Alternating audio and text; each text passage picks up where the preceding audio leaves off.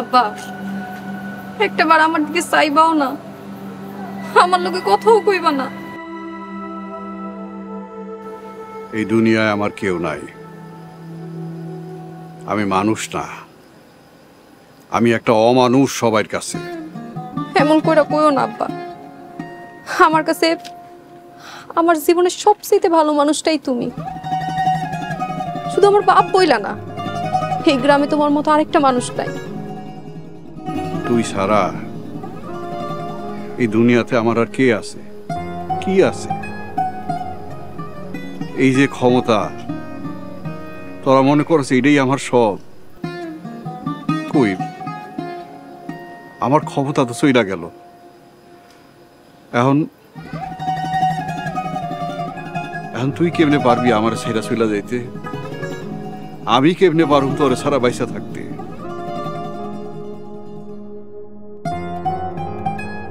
আব্বা আমার ভুল হয়ে গেছে আব্বা, আমার তুমি মাফ করে দাও।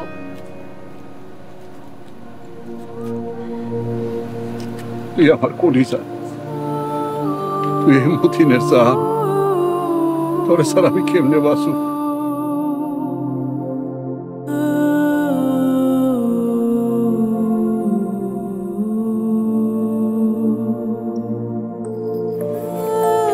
এইভাবে যদি দিনরাত হাসপাতালে পড়ে থাকো তাহলে তো নিজে অসুস্থ হয়ে যাবা।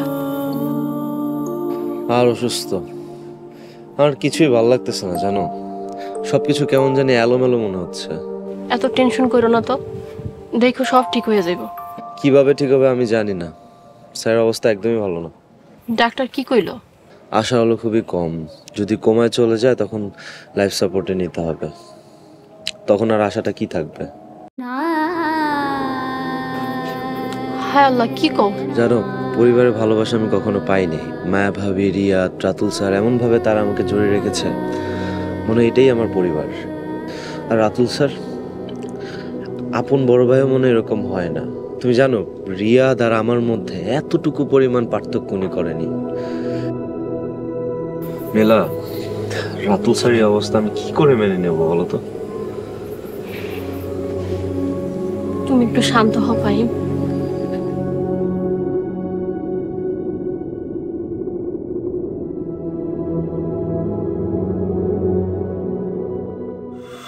আরে কাম তাইলে ফারুকের খামারে সাইরা আইছস, তাইলে তো এবার ফারুকের ঘরের নতুন